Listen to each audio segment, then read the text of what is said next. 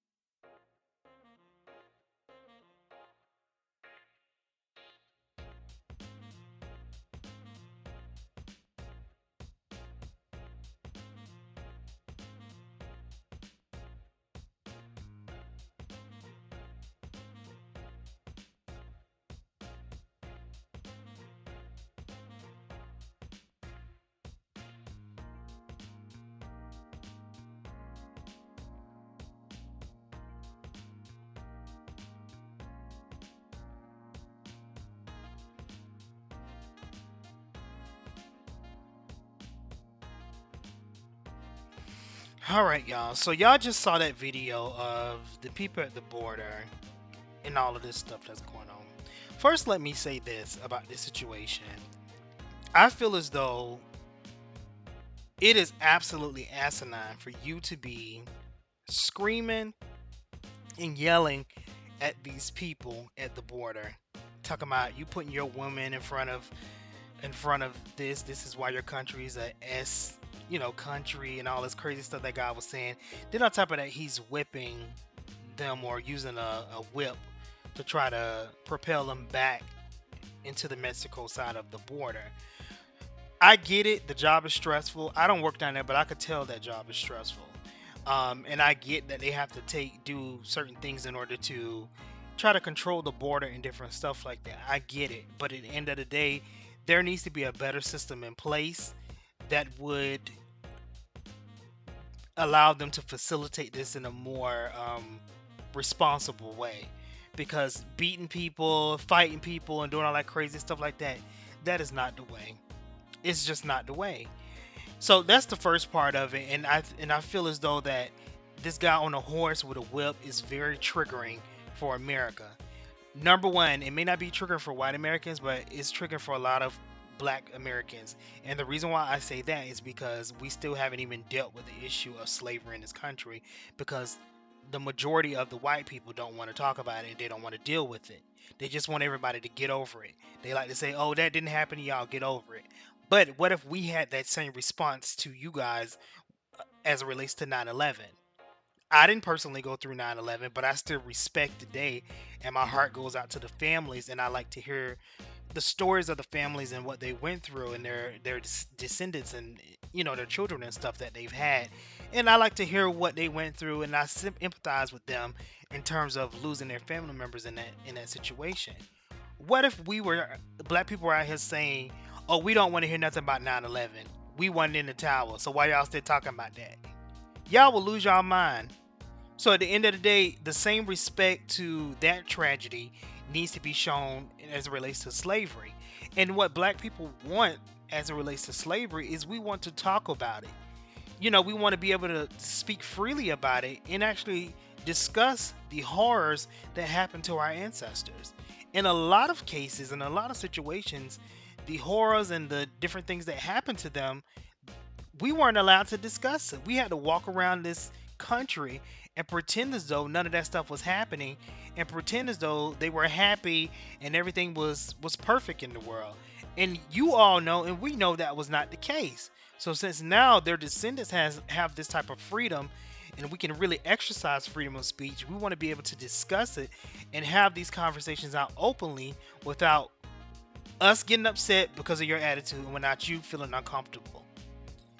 You shouldn't feel any type of way if a black person wants to discuss slavery with you or wants to discuss race relations. You shouldn't feel any type of way. You should be more than willing to listen. And that's where the disconnect is coming in that they don't want to listen and we want to get it off our chest and we want to express how it impacted our lives. So anyway, but back onto this topic. So that him ride on that horse with that whip, that was so triggering.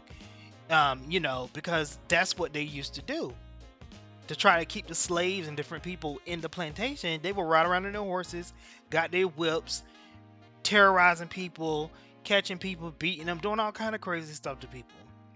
So that is not, first off, that's not good. That's not a good look. And I'm glad that the Biden administration did come out immediately. Well, not immediately. I guess once it got to them, that they did come out and actually, denounce what was going on. You know, but at the end of the day, we need to find out who this man is. What's his name? He needs to be fired because clearly he's on a power trip. It was other people out there on horses and stuff, and he the only one out there with a whip, trying to whip people and talking crazy to people. These are the type of people y'all be hiring in y'all police departments who are completely power hungry and just insane. And they get out here and be doing all this crazy stuff, and then y'all got to get out there and try to defend his actions to pretend as though you are supportive of your officer because you don't want to embarrass the department. But hell no, if I was the border patrol supervisor, I'd find out who that man is, and he would have been fired on the spot. That's just how I would have handled that. Because one, you messing up the image that we're trying to portray, which is that we're tolerant and understanding, and we're trying to be professional. And you out there cussing and chasing people with whips on horses and stuff. Girl, you gotta go. Sorry, sis. So that part of it, that's the first part of it. So the second part of it, don't go crazy. I'm not a Republican or anything like that, but I'm independent. But I truly believe that we need to get some type of sensible border control. I've never really been into like worrying about the border and different stuff like that because I did live in Dallas at one point, but I wasn't on the border, any type of border, any border states in terms of like at the actual southern border of Mexico and stuff like that. So, but after looking at this stuff, we got to get this under control. There's absolutely no reason that thousands of Haitians should have been able to travel through Mexico and set up a settlement camp at the border of America. That should have never happened. And one thing Trump did do as it relates to border control that I agree with is that Trump told Mexico, if y'all keep letting these people come through your country to come to our borders, we're going to strip funding from you. This whole situation as it relates to these Haitians being at this border and stuff is a direct result of Mexico allowing these people to walk through their country to get to America. This should not be happening.